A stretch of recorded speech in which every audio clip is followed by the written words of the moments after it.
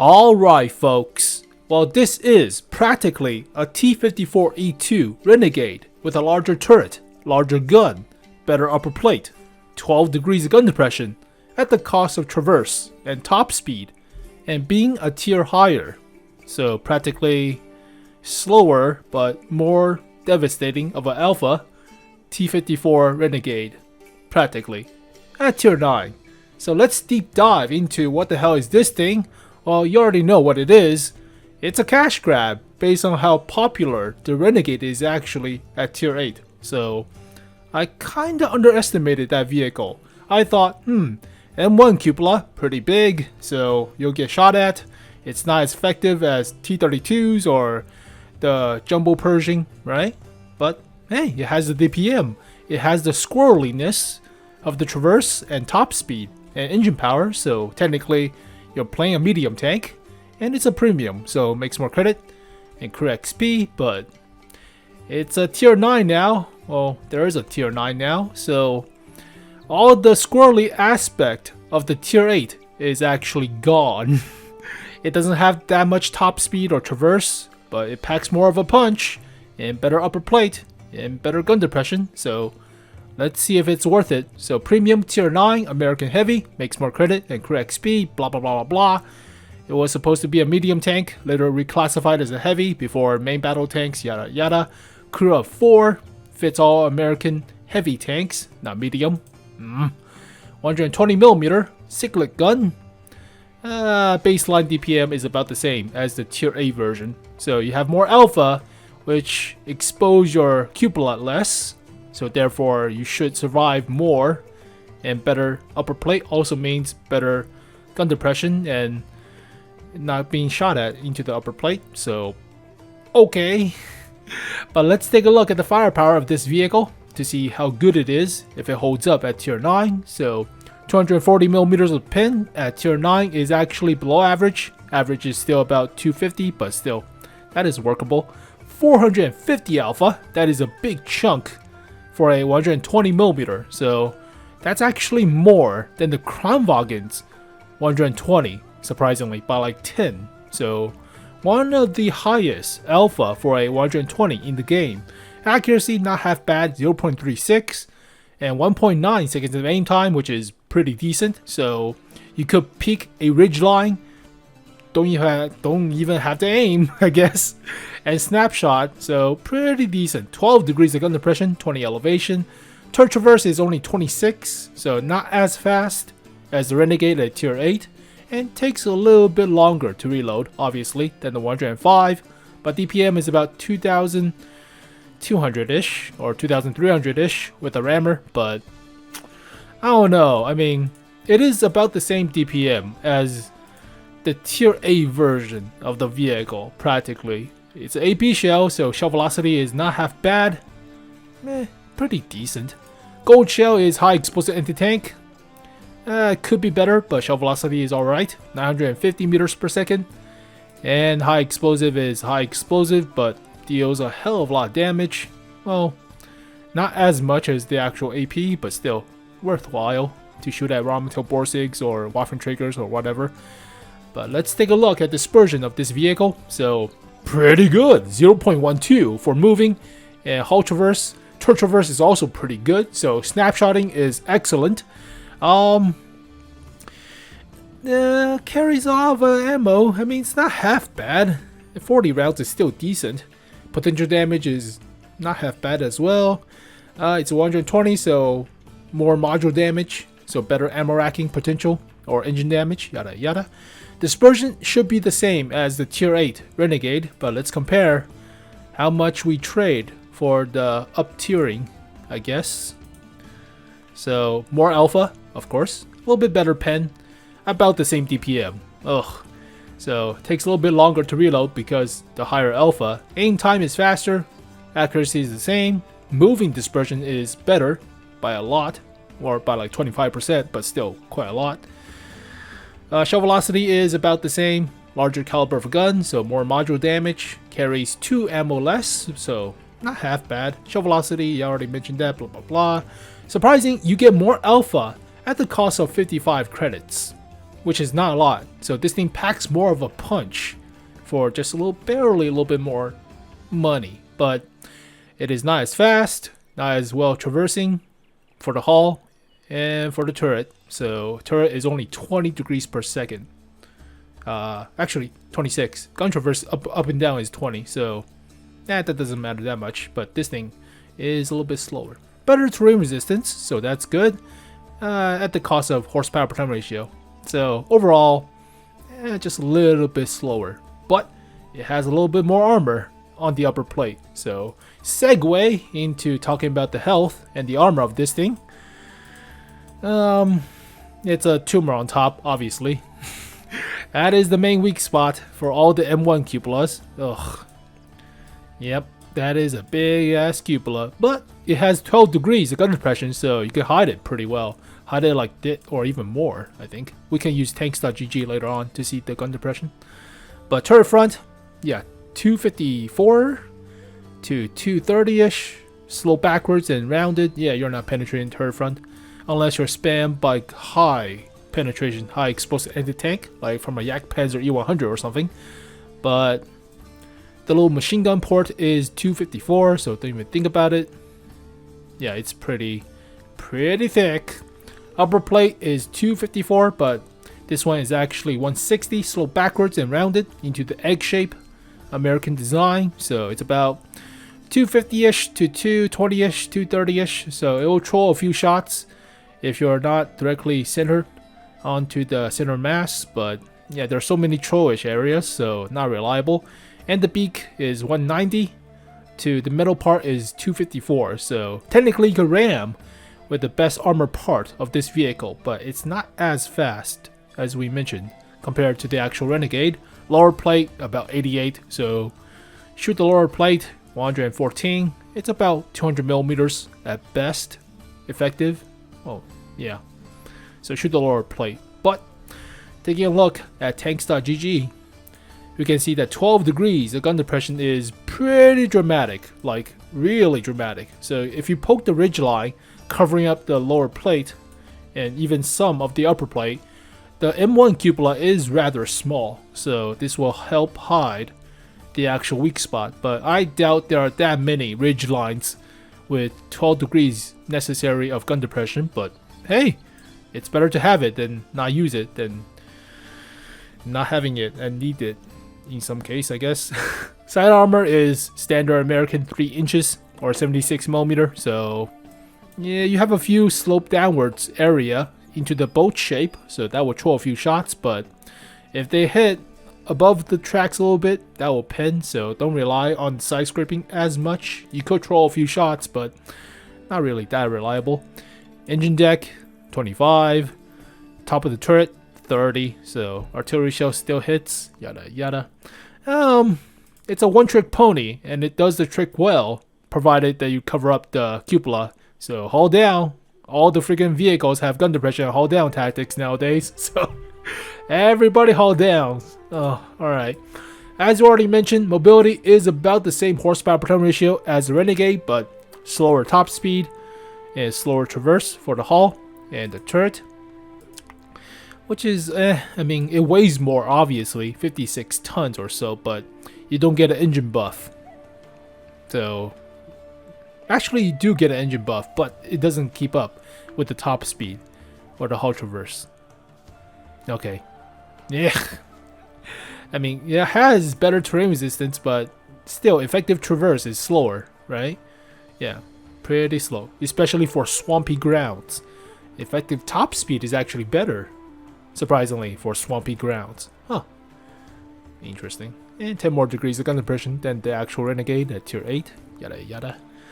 More health, of course, more track health, more ammo rack health, weighs 4 tons more, or actually weighs about 6 tons more. Never mind, that's the max load, that's the actual standard weight.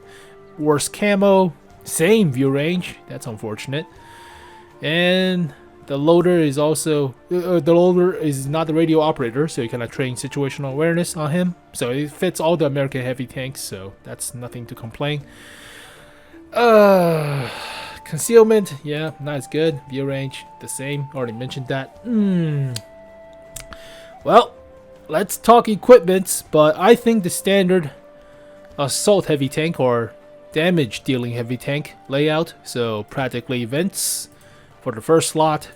You already have pretty good vertical stabilizing dispersion factors, so you could choose better aiming, which is not half bad. You can also choose turbocharger, also pretty good.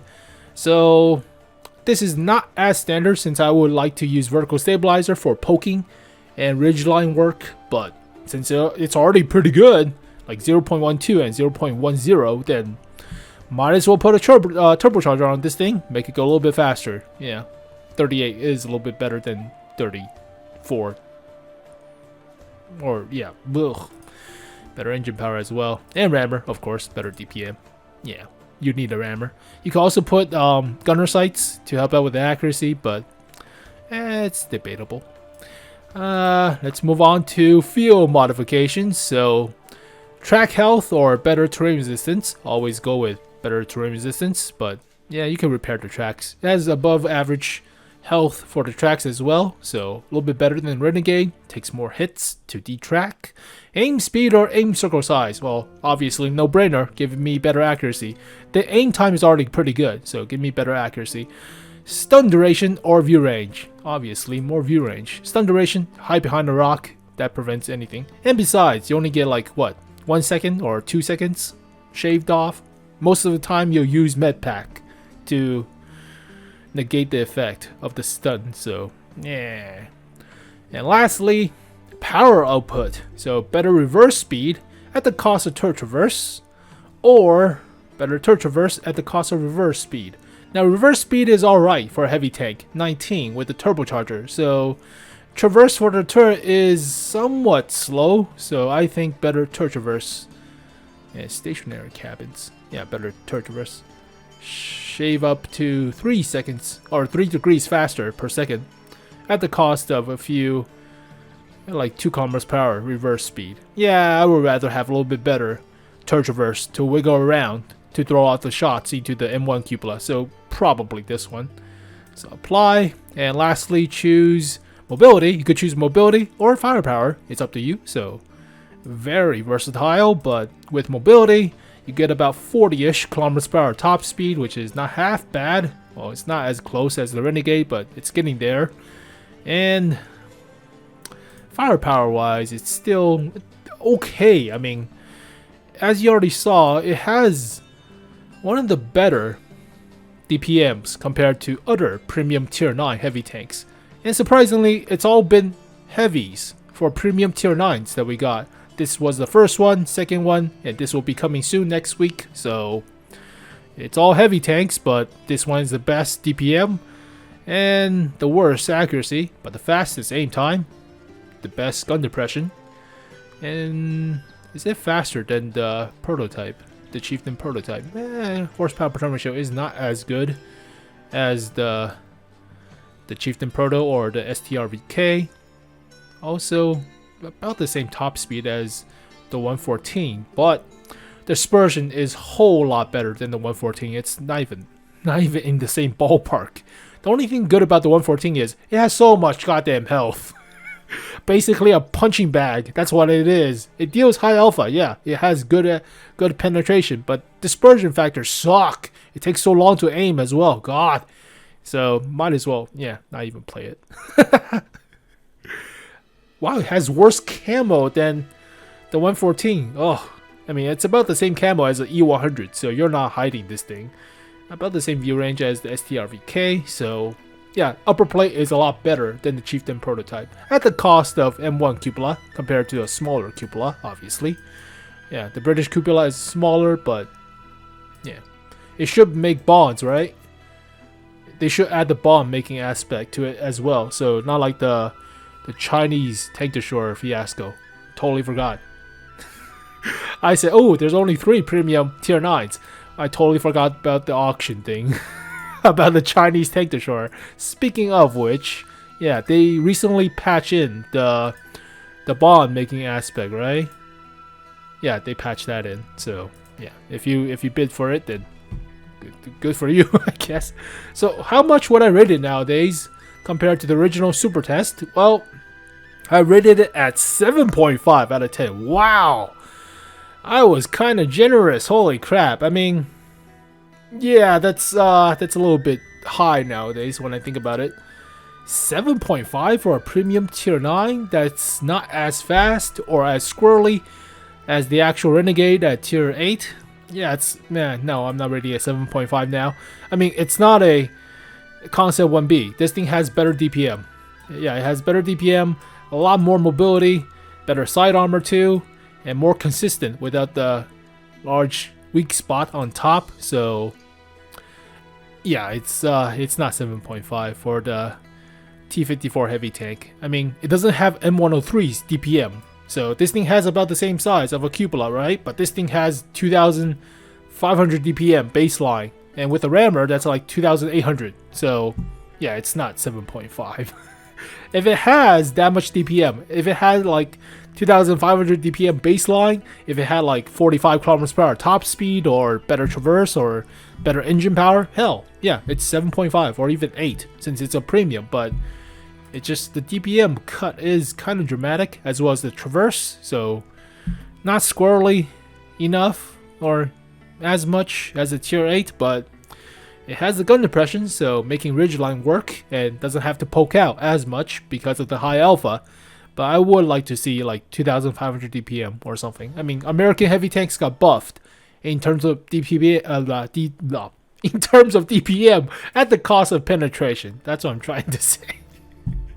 So they get, well, penetration is not really that much worse for the M103. I mean, T32 has a penetration buff recently, and it already has like what, super high DPM, like 2,300 baseline DPM at tier 8. So pretty crazy. But if the T54 heavy tank has like what, 2,500 DPM, 2,600, yeah, it'll be a hell of a lot better. But for now, which one would I rather play as a premium tank at tier 9 out of all these current choices? We also have a few in the works, but for now, these are the current 4 candidates. So I would never play the WZ-114. That's out of the question. Ugh. Debatable. Shell velocity is kind of slow for the 120 GFT, so this is a whole different can of worms. So that's out of the question. Which one of these three, which about the same role, right? Which one of these three would I prefer? Ooh, that is a hard-ass question. That is a real hard question. I mean, based on all the stats, based on what I prefer and my bias, I kind of think the STRVK would take it. Because more consistent of the Centurion turret, that's all. I mean, I don't have to worry about the M1 cupola, I don't have to worry about the British cupola. The Centurion turret is a little bit more effective, and it's a little bit more accurate.